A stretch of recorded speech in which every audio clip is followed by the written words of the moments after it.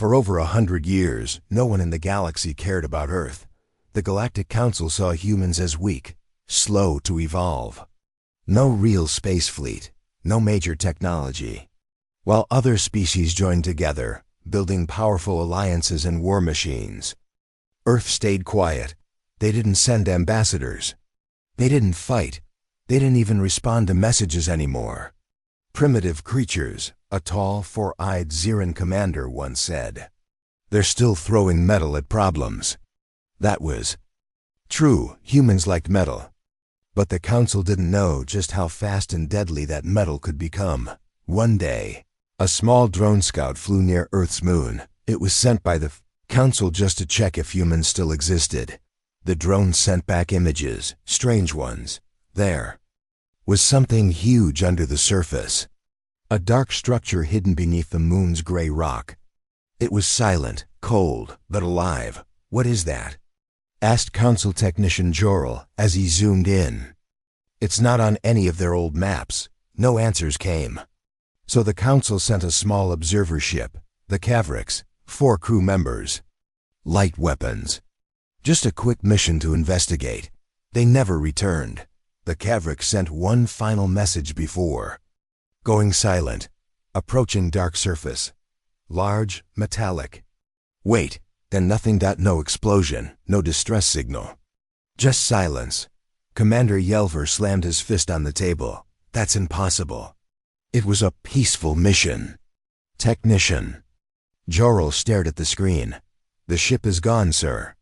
No trace left. A second ship was sent. This one armed.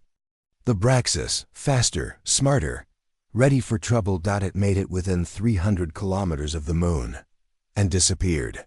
2. Not even a flash on the sensors. No radio signal. No heat spike. Just gone. Now the Council was nervous. "We must send a fleet," said High Speaker Torvak. "This is not war, just control. Show of strength." But a few older Council members hesitated. "Earth has been silent for decades," said Elder Viren. "What were they doing all this time?" No one had an answer. Far below, on Earth's moon, deep inside the hidden structure, engineers walked along clean steel corridors. Their uniforms bore no flags. Just one word, SOCOM. They didn't smile. They didn't speak much. In a massive chamber, a technician stood near a machine long, silver, and terrifying. It stretched over a kilometer in length. The weapon didn't glow. It didn't hum. It looked like a giant pipe, but when activated, it could destroy a warship from across the planet. It was Earth's first orbital railgun, a weapon that needed no energy blast. No heat. It simply fired a metal rod, small, dense, and silent. But when accelerated using magnetism, it moved at Mach 25, fast enough to pierce any armor in the galaxy. The second Council ship never knew what hit it. Single rod. One shot. No warning. Earth didn't cheer. They didn't speak. They just watched and prepared the next weapon. Back on the Council homeworld, panic had begun to grow. 3 ships were now missing, 2 near Earth, 1 near Mars. No messages. No wreckage. Just gone. A 4th ship was sent, this time in stealth mode. The Veltrax, equipped with advanced sensors and cloaking tech. For 20 minutes, it remained hidden near Mars orbit. Then a flash, from nowhere, a small piece of the ship returned melted, spinning through space. And with it, a brief transmission. "They saw us.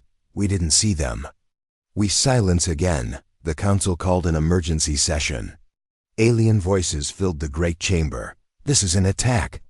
"No. It's defense." They were quiet too long. They were building in the shadows. In the center, one old archivist whispered something chilling. They were ignored. Now they are feared. Earth had sent no messages, made no threats, but the results were clear. The galaxy's most advanced ships were being erased silently, with no trace. A week later, Earth finally spoke. A single broadcast reached all corners of the galaxy. A human voice, calm, cold. "This is Earth. Do not approach. This is your only warning. That was all. No anger. No demands. Just a statement. The council laughed at first, but deep down, they were afraid.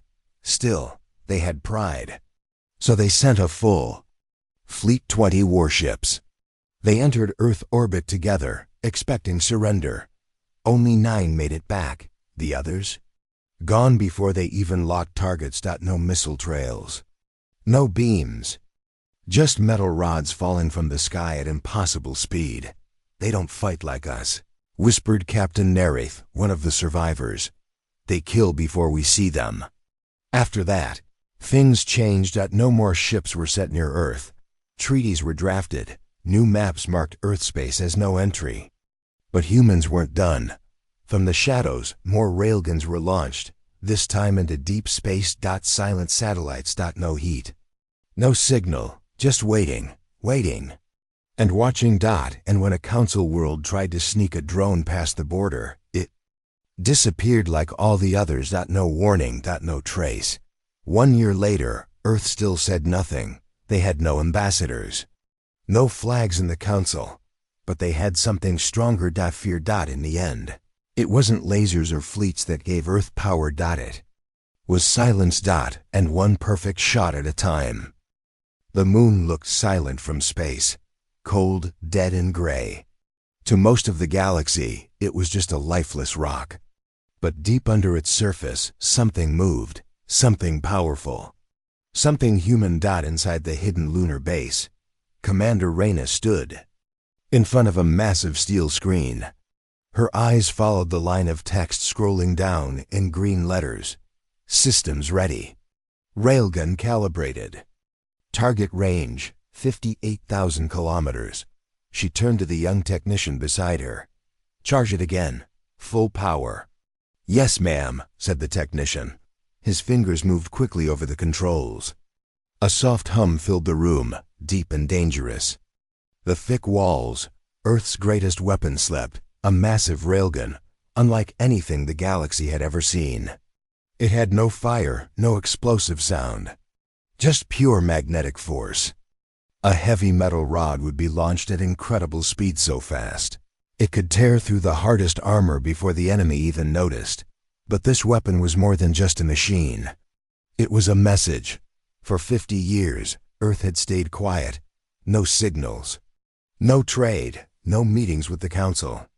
While the galaxy grew louder and more proud, humanity disappeared into silence. No one knew that silence was the sound of preparation. In a room filled with glowing screens, a team of scientists watched the orbit. A red dot moved across the display. It's another scout ship, said Dr. Elian. Same class as the last one. Let it come, Commander Reyna replied calmly. The railgun was already locked in, on the far side of the moon. The weapon shifted slightly. A magnetic wave surged through its coils. The rod inside began to glow faintly from friction. Outside, the small alien ship continued its path. Its scanners reached forward, touching the moon's surface. It found rock, dust, cold. Then it vanished. Back. At the Council, the news arrived within minutes. The ship was lost. High Speaker Torvak leaned forward. Just like the others, said Technician Jorel. One moment it was there, the next ... gone. There's no explosion on record. No, nothing, just silence. The room grew quiet. Even the boldest voices didn't speak. Torvak narrowed his eyes. They're hiding something on that moon. They're not hiding it, said Counselor Brell softly. They're using it. Inside the moon base, Reyna received the confirmation. Target destroyed. No return fire. No signal escape. She allowed herself a small smile. That's number 4. Dr. Elian looked nervous. They'll send a fleet soon, Reyna nodded. Let them. They still think in old ways. Ships, shields, lasers. None of that matters now. He didn't answer. He just looked at the steel beast behind the observation glass, the railgun, still glowing faintly. In another chamber, deeper underground, scientists worked on something even stranger. It wasn't just one railgun. They were building dozens. Each one lighter, faster, more accurate. Satellites were being prepared to carry these weapons, small enough to hide, strong enough to kill a destroyer. They won't see them until it's too late, said one of the engineers. Perfect, answered another. Back on Earth, deep in a bunker, a group of world leaders watched the moon feeds. The room was dark, silent except for the hum of machines. President Okoye stood, arms behind her back. We warned them once. And they didn't listen, said General Thomas. Then we continue. In the council chambers, panic had grown. Images were shown, fragments of destroyed ships. Metal rods punched through their cores. Clean holes, no burns, no heat. Metal? A council scientist asked, confused. They're just firing metal rods? Yes, someone replied. But they move faster than light weapons. Faster than our sensors. This is impossible. But it wasn't. Humans had stopped trying to match the council's tech. Instead, they built a weapon so simple, so deadly, it went beyond what others imagined. In space, the council began forming a new battle fleet. Dozens of ships, heavy armor, high shields. Will show them force, Torvik growled. They cannot hide behind silence forever. But Earth wasn't hiding, they were aiming. A new target appeared on the moon base radar. The lead ship of the fleet, Raina, stood tall in the command room. Ready. Railgun 3, range 112,000 kilometers. Dr. Elian hesitated. That's a long shot. Then let's show them how far we've come. In the darkness of space, a single rod launched from the moon. It traveled in silence, invisible to the council ships. No heat, no trail. Just a blur of death. It struck the lead ship mid-hull. There was no explosion, just sudden silence. The ship tore in half, then vanished from radar. The rest of the fleet stopped moving. They never came closer. Back at the council, fear turned to regret. They didn't evolve with us, someone whispered. They evolved beyond us. A quiet message arrived from Earth, not a voice this time. Just words. We do not want war. Stay away, final warning. The council had a choice, fight, or listen. They chose silence. Just like Earth had done. The stars were calm, cold, peaceful, but war was coming. The Galactic Council had never been challenged before. Their fleets were the strongest, their technology the most advanced. Entire systems had fallen under their control without a fight. Until Earth, for decades, humans said nothing. They disappeared from meetings, refused trade deals, ignored invitations. The Council thought they were weak, quiet, not worth watching. Now, ships were missing, burned, crushed, destroyed without warning. We need answers, growled Admiral Resh, the new fleet commander. His skin was pale blue and covered in metal. Plates, no more scouts, no more messages. We strike now. A fleet of 7 warships moved into formation. Each one was armed with plasma cannons, energy shields, and advanced scanners. They moved fast, leaving light behind as they entered the solar system. Approach Mars orbit, Raish ordered. Don't wait. Don't talk. Target anything human. The officers nodded. Inside Earth's moonbase, Commander Raina was already watching. 7 ships, said her technician. They're not hiding this time. They're angry, she replied. They think anger is strength. Raina walked to the command panel. Her fingers hovered over the launch system. Lights blinked softly. All railguns were ready. Each one was hidden behind thick rock. No heat signature. No energy wave. Do we wait for orders from Earth? The technician asked. Raina shook her head. No, they fired the first shot years ago when they ignored us. In space, the alien fleet came closer. Inside the lead ship, Admiral Resh studied his screen. Still no human signal, his officer reported. Resh growled. They're trying to scare us, fire at their moon. But before the command could be given, the ship shook. Hard. What was that? Resh shouted. The screen blinked. A red line appeared. Then darkness. Communications dropped. The second ship, right behind them, began to spin. A massive hole was ripped through its center. Sir, we're being hit by something, but there's no explosion. Shields didn't catch it, another officer cried. It came from nowhere. Rash's hands tightened on the rail. Return fire. Fire at anything. But they didn't know where to fire. The third ship was next. One moment it was flying straight, the next it split apart, torn down the middle by a rod of pure metal. Back on the moon, Raina gave a calm nod. 3 down. Her team worked in silence. No celebration, no words. Just focus. Each railgun fired once, then waited, reloaded, fired again.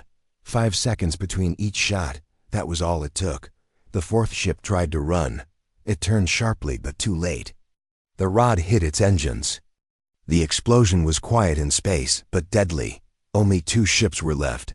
Admiral Resh screamed, "We're under attack. Why can't we see them? There's no launch trail. No plasma. It's not energy-based. Then what is it?" Before he could answer, his screen went black. A solid rod of tungsten had punched through the core of his ship, the last remaining. Warship fled. Back to the edge of the solar system, back to safety, back to the Council. Commander Raina turned away from the screen. "Any survivors?" she asked. "Just one ship running. Let it go." Her voice was cold. "Final. They'll carry the message for us." On the Council homeworld, panic spread like fire. The survivor ship landed in silence. Its crew looked broken. No one cheered their return. Admiral Resh was gone. So were 6 of the galaxy's most advanced warships. Council members stood in a dark hall, arguing in loud voices. This is a crime. They're using illegal weapons. No, they're using smart weapons. They didn't warn us. They did. We didn't listen. A recording from the last battle was shown. It had no sound. Just a flash, a blur. Then destruction. "What is that?" someone asked. "A railgun," said one voice. "A what?" "A weapon that doesn't need energy. It uses magnets, launches metal at terrible speeds." "That's primitive." "No," the voice said again. "That's perfect." Earth sent one more message that day, just a short one. No emotion. First strike complete. Do not test. The second. That was it. No threats. No demands. But every planet heard it. And every species finally understood. The humans weren't weak. They were waiting. The council hall had never been this loud. Dozens of alien leaders shouted over one another. The lights above flickered from the pressure of too many systems running at once. Screens showed the wreckage of the destroyed fleet. 7 warships gone. Only 1 escaped. And even that ship came back damaged, its crew shaken, their eyes filled with fear. They attacked without warning. Roared a scaled being with bright yellow eyes. "They did warn us," said a quiet voice. "We didn't." "Listen." High Speaker Torvak slammed his hand on the table. "We are the Galactic Council. We do not bow to threats, especially not from a forgotten planet." "Then why are our ships dust?" asked Counselor Brell. Her skin shimmered like water, and her voice trembled. "Why didn't their weapons show on our sensors? Why didn't our shields stop them?" Number 1 had answers. In the corner, an old archivist named Velen raised his hand slowly. His voice was soft but clear. "Because we didn't understand them. We thought humans were behind. We thought they gave up, but they were just quiet, watching." Technician Jarl, the one who analyzed the wreckage, stepped forward. He placed a small metal fragment on the table. "This was found lodged deep inside one of the ship's main cores," he said. The piece was dull gray, heavy, simple. "Tungsten?" Torvak frowned. "That's not even an energy weapon." "No," Jorl said. "It's worse." The room went silent. They used railguns, massive ones. They launched solid metal rods at speeds faster than anything we've ever seen. There's no energy burst. No plasma trail. Our sensors didn't pick it up. Because it wasn't energy, it was speed. Pure, brutal speed. A whisper moved through the hall like wind through a graveyard. Primitive. Someone said. Effective, Jorl replied. They don't care about fancy tech. They built something that works. Torvak's face darkened. They destroyed. A fleet. What do they want? They told us already, said Counselor Brell. Stay away. Torvak stood. We can't allow one species to defy us. If we do nothing, others will rise. Velen nodded. Others should rise. We've ruled too long with fear and pride. Maybe it's time we feared something too. Torvak ignored him. Prepare a grand strike. Full force. 50 ships. Let's see if they can stop that. Jorl spoke quickly. Sir, if I may. Torvak glared at him. We sent 7 ships and they didn't even blink. What if they can stop 50? What if they have more than just the moon? Everyone fell silent again. In a distant chamber. A quiet transmission played on a loop. A voice from the surviving ship. The pilot, just before he passed out, they didn't shoot light. They shot metal from nowhere. No warning, 1 hit. Another voice joined the recording. We do not want war. This is your final warning. That calm human voice echoed. Through the chamber. No emotion, whispered Brell. No anger. Just control. They sound like us, Velen said. Before we became afraid. Later that night, the council met in private. The doors were sealed. No public eyes. What if they have more? Asked a soft-spoken alien from the Sithran system. Not just 1 railgun. What if they have hundreds? What if they're in orbit? Watching? The fear was now a shadow over every thought. We don't even know how many humans are left, said one counselor. They vanished from our networks. No signals. No signs of life. They may have gone underground, or worse, said another. They may be everywhere already. Torvak clenched his jaw. We must respond. No, Brell said. We must understand. Jorl turned back to the display. He zoomed in on the moon. Dozens of heat signatures were buried under the surface. Too even, too perfect. A network. They have a system, he said. And it's growing. Suddenly, an alarm rang out. A new signal appeared on the edge of the council's home system. One of the listening satellites destroyed. No explosion. No ship detected. Just one moment it was there. Then at WSN single quotes T. Another screen lit up. A transmission from Earth. Again. That voice. This was not an attack. This was a reminder. We are watching too. The hall went completely quiet. One by one, the screens faded to black. Velen spoke first. They don't need war. They just need patience. Jorl looked around. Do we still think they're behind us? Brell leaned back, eyes wide. No, she whispered. They're ahead, just silent about it. The council didn't sleep that night. And for the first time in centuries, they were afraid. The council waited. For days they sent no ships near Earth, no scouts, no signals. Just silence. But Earth spoke first. The message arrived without warning. It echoed across council space, in every major station, every ship, and every planetary hub. It wasn't long. It wasn't loud. This is Earth. Do not approach. This is your only warning. It was the same message as before, but this time, it reached everyone. High Speaker Torvak stood before the council, fists clenched. This is not a warning, he shouted. This is a challenge. Counselor Brell replied calmly. Then perhaps we shouldn't accept it. We are the rulers of the stars, Torvak said. They cannot dictate our movements. Jorl, the technician who had seen the destruction up close, stepped forward. If we provoke them again, they might not send a warning next time. They don't need war, added Archivist Velen. They already won with fear.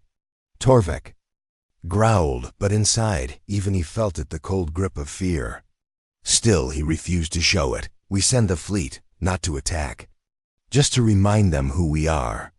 The room fell quiet. Then someone whispered, if we send ships? What happens if they don't come back? But the order was given. A fleet of 12 ships was prepared. Stronger than before, faster, built with shield upgrades.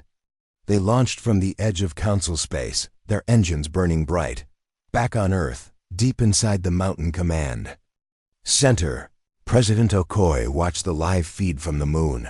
Beside her stood Commander Reyna and General Thomas. They're coming again, Reyna said. How many? Asked the President. 12. Full battle group. Okoye nodded slowly. They still don't believe us. They will, said General Thomas. A soft hum filled the room as targeting systems locked in. Railguns hidden across the moon began to shift. Some turned toward deep space. Others aimed closer. Reyna turned to her team. Do not fire until I give the signal. Outside, the Council fleet entered Earth's orbit. They didn't attack. They didn't scan. They simply hovered, a show of strength. Torvak's voice came through open coms. We come in peace. We will not fire unless provoked. Respond. Number. Response. He tried again. Earth, this is the Council fleet. Do you hear us? Still no answer. One of the captains turned to his crew. Why won't they speak? Another officer replied. Maybe they don't need to. Then, the first ship lost power. Suddenly, entire systems offline, lights out. Engines silent, floating. Electromagnetic attack? The captain shouted. No sir, no energy spike, no signal. It's like the power just died. A second ship vanished from sensors. No explosion. Just gone. On the moon, Reyna watched. The readings, no hits yet, just showing them what we can do. President Okoye's voice was steady. Let the third ship go. On cue, a railgun fired. The metal rod tore through space, silent and invisible. On the enemy ship, alarms rang just before impact, but too late. A hole the size of a car appeared in the side. The ship spun, breaking apart slowly, almost quietly. Reyna nodded. Send them the final message. A transmission left Earth's orbit. It played across all Council ships and stations. A human voice, calm as ever. This is your demonstration. Leave now, or do not leave at all. In the Council chamber, leaders stared at the feed in silence. The third ship's destruction played again and again. No fire, no war cry, just ... precision. Councillor Brell looked at Torvik. Do you want to lose the rest? Torvik didn't speak. One by one, the fleet turned. Their engines reignited. They left Earth's orbit without firing a single shot. On Earth, no one celebrated. There was no joy, no cheers. Just quiet work. Reyna turned to her crew. Stand down railguns, maintain scan grid. Yes, Commander. President Okoye faced the screen, showing the stars. They'll come again. Yes, General Thomas said. But next time, they'll come carefully. Okoye smiled faintly. Good. Back in Council space, panic turned to confusion. They didn't kill us all. Someone said ... No. They let us go, another replied. But why? Velen answered. Because they're not looking for war. They're demanding respect. Torvik stood slowly. He had no words. The silence around him was heavier than any weapon. One thing was now clear to all. Earth had spoken. And this time, the galaxy was listening. It began without noise. No sirens, no fireballs, no declarations. Just silence and sudden death. The first attack came near the edge of Council space. A small patrol ship went dark. No distress signal, no signs of battle. 1 second it was there. The next it was gone. At first, the Council believed it was a system error, a malfunction. But then it happened again. And again. 6 ships. Different sectors. Same result. Gone. Clean. Precise. They're not using fleets, said Technician Jorel, eyes wide. No invasions. No missiles. Just ... shots. Counselor Brell looked at the map, now dotted with blinking red markers. And all the shots came from far outside our detection range. Farther than any known weapon can fire, Jorel replied. Except one, Railguns. She didn't need to say the word loudly. Everyone knew. A shadow passed through the council chamber. Torvak's voice cracked as he spoke. How are they everywhere? They only had the moon base. Archivist Velen stepped forward. That's what we thought. But Earth had time. A century of silence. They didn't build armies. They built reach. New reports came in. Across different systems, cold outer worlds, quiet moons, even asteroids Earth's weapons were hiding. Silent. Waiting. Railgun platforms. Thin as needles, cold as death. No engines, no signals. Just metal and magnets, floating. In the dark, one strike from each was enough. Destroyers, battleships, transports, gone in one hit. The galaxy had never seen war like this. There were no warnings, no dogfights, no laser beams. Just surgical silence and deadly precision. In one recorded case, a council battleship had arrived near a mining colony. It hadn't even detected a threat. Then the captain blinked, and half the command deck was gone. A rod had pierced the hull at an angle, splitting the ship clean in two. Back on Earth, President Okoye stood in the deep control bunker. Around her, dozens of officers and scientists tracked the galaxy-wide map. Red lights blinked. Wherever Railguns had fired, General Thomas stepped forward. Another fleet tried to pass through Titan orbit. They lost 3 ships. The rest ran. Any civilian losses? None. We only target military. Okoye nodded. Keep it that way. We're not here to conquer. Only to protect. Commander Reyna turned from her station. The satellites are working better than we thought. They're self-powered, silent, and invisible to standard scans. How many are operational now? The president asked. Reyna didn't blink. 1,000, spread across council space. Most haven't even fired yet. There was a pause. Then Okoye said, and the council still thinks we want to fight? They don't understand us, General Thomas said. They think like conquerors. They think silence is weakness, Reyna added. We turned it into strength. Back in council space, leaders argued over maps. We must shut them down. One cried, destroy every Earth satellite. But how? Another shouted, we don't even know where they are until we're dead. Torvak looked at the red pins glowing on the map. They built a web, not an army. A quiet assistant stepped forward, holding a datapad. Sir, we just received a message from Sector 7. A listening post caught an open transmission. From Earth? Torvak asked. The assistant nodded. He pressed play. A calm human voice spoke. We asked you not to approach. You forced us to respond. Our weapons are watching. Your next move decides how many more need to fall. Counselor Brell whispered. They don't threaten. They warn.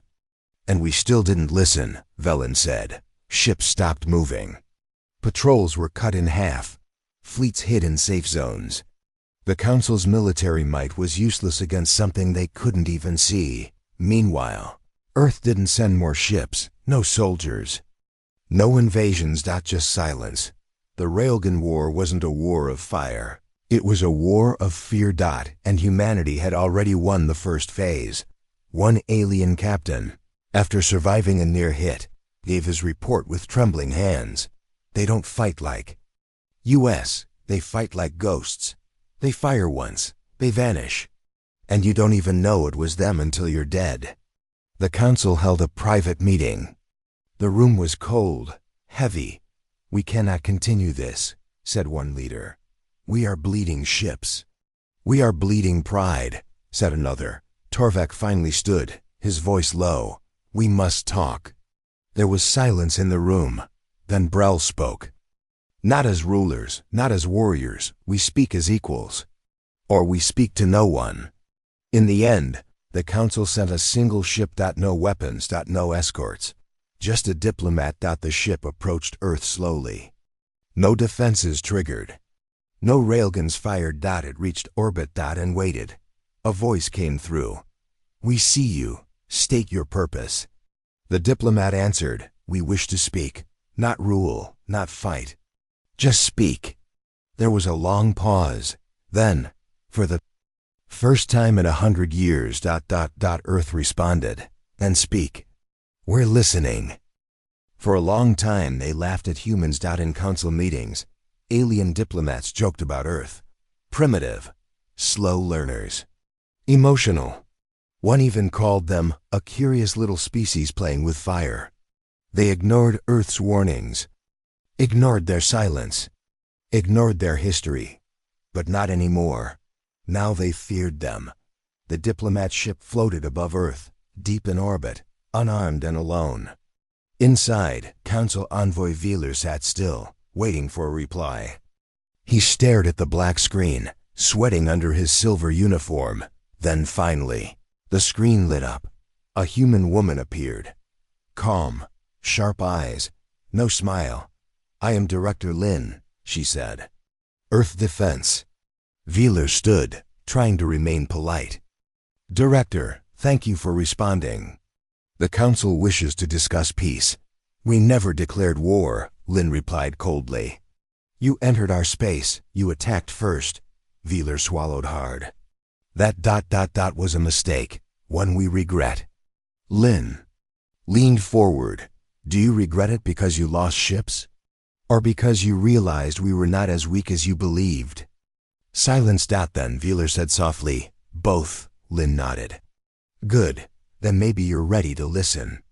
Down on Earth, in the deep command bunker, President Okoye stood beside General Thomas. A large map of the galaxy glowed on the wall. 17. "Ships have retreated from Council patrol zones," Thomas reported. "They're not pushing anymore." "Fear is a strong teacher," Okoye said. "But fear can also lead to revenge." "Are we tracking their command fleet?" Reyna, at her terminal, answered, "Yes, but it hasn't moved. Maybe they're waiting." Okoye crossed her arms. "We're not invincible. One mistake and they'll strike back hard." General Thomas turned to her. "Do we stand down?" Okoye looked at the glowing map again. Red markers showed the Railgun satellite silent, still, deadly. "Not yet," she said. "But let's open a window." "Let them." "See, we don't want to destroy them." Reyna nodded. "I'll transmit coordinates for a safe zone." Back on the Council's capital world, panic had turned into silence. The Railguns had fired weeks ago. Since then, nothing. No demands, no fleets. No invasions. Just quiet power. In the hall of speakers, Councillor Torvak spoke in a slow, heavy voice. "We called them weak, and they proved otherwise." "They didn't come to conquer," said Councillor Brel. "They waited. They watched. They struck only when pushed." Velen, the archivist, looked down at a tablet. "Their weapons are brilliant, silent, hidden. They could have wiped out half our fleets. But they didn't. They showed restraint," Brel added. "And restraint," Velen said, "is terrifying when it comes from power." For the first time in 100 years, the Council saw Earth not as a colony, but as an equal dot. No one laughed now, inside Earth's moonbase, engineers worked around the clock. They weren't building warships. They were cleaning, rebuilding, upgrading satellites. Director Lin walked through the metal halls with Commander Reyna. "Do you think they'll come again?" Reyna asked. "They always do," Lin answered. "But next time, we'll be ready faster." Reyna paused. "They fear us now." "Yes," Lin said. "But fear fades. We can't let that be our only weapon." She looked through a glass panel at a long railgun assembly. A single rod of tungsten slid into place. From ignored to feared, she whispered. It's a hard journey. Now we must become respected. On a small alien planet in Sector 12, a merchant convoy was preparing to leave. Suddenly, a warning signal flashed. Unknown object approaching fast. Captain Errol looked at the screen. Hostile? No, sir. No weapons. Just an object. They watched as a small pod came closer. It stopped just outside their shield range. The pod opened. A hologram beamed out a message. A human figure appeared, calm and steady. We are Earth. We do not seek war. But we will not allow another invasion. Stay in peace, and you will not see our weapons again. The message looped once, then stopped. Errol looked around. No one spoke. Finally he whispered, We've entered a new age. Wheeler's ship finally landed at the United Earth Embassy on Mars. It was the first alien ship allowed to land in human space in over a century. The Martian sky was orange, the buildings clean and sharp, the humans quiet but alert. Wheeler stepped out, surrounded by quiet soldiers with strange rifles. No one smiled, but no one fired. He was taken to a large white room where President Okoye stood waiting. She didn't bow. She didn't shake his hand. She only said, Speak. Wheeler took a breath. The council offers peace and respect. Okoye looked into his eyes. Peace is easy. Respect is earned. He nodded. You've earned it. Okoye gave the smallest nod. We didn't want to be feared, she said. But you gave us no choice. Wheeler looked around. And now? Now, Okoye said slowly, you will carry our message back. She handed him a small disc. Wheeler asked, What's on? It, she answered with a calm voice. The truth. When Wheeler returned, the council gathered to listen. He played the disc. It was a recording of Earth's history, from the First War, to the moon landing, to the silence, to the rise of the RAILGUNs. No editing. No lies. Just a story of a species that had been mocked, tested, invaded, and still survived. Still stood. At the end, a human voice spoke. You feared us because you didn't understand us. Now you have the truth. Fear it or respect it. The choice is yours. When the lights came back on, no one spoke. Torvak stood slowly. They were ignored. Now they are feared. Then Velen added, Let's make sure they are never our enemy. Again. And so a new order began in the galaxy. Not ruled by force, not led by numbers, but shaped by silence. And the humans who mastered it. The stars were quiet again. After weeks of war and whispers, the galaxy had calmed. Ships returned home. Borders stood still. The Council no longer sent patrols into Earth space, but deep inside Earth's command bunker, something new was happening. President Okoye sat beside Director Lin and General Thomas. On the screen before them blinked a red icon labeled Final Transmission Ready. Lin looked at Okoye. Are we sure? Okoye nodded. The war is over, but the story is not. Thomas leaned forward. And if they twist our words? Then let history judge, Okoye said. But we will speak the truth. Reyna, sitting at the control panel, took a breath. Broadcast begins in 3.2.1. The message went out. Across the galaxy, leaders, soldiers, civilians, and traders stopped to listen. On the water world of Terran, fish-like engineers watched the screen in silence. In the mines of Volcra, workers paused, their dirty hands frozen mid-motion. Even on the cold moons of Seldros, where war never reached, farmers sat with their children around dim screens. They all saw the same thing.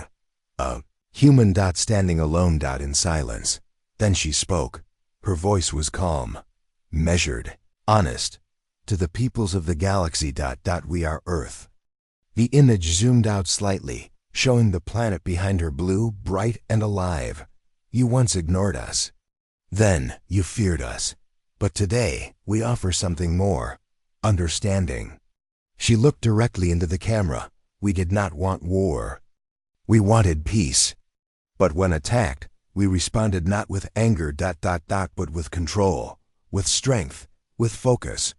The screen showed short clips, alien ships entering Earth space, the silence before railguns fired, the explosions in deep space. Then, it returned to the speaker. Some of you may still see us as a threat. That is your choice, but we will not chase power. We will not demand loyalty.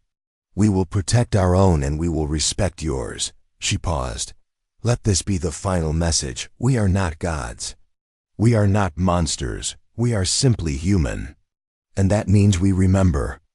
The screen flashed with old Earth-footed rockets rising, cities burning in ancient wars, the silent hope in children's eyes. We remember pain. We remember peace. We remember being small and dreaming of stars. We never wanted to rule the galaxy. We just wanted a place in it. Then her tone changed, softer now, almost personal. So to those who fear us, don't speak to us. To those who hurt us, learn from us.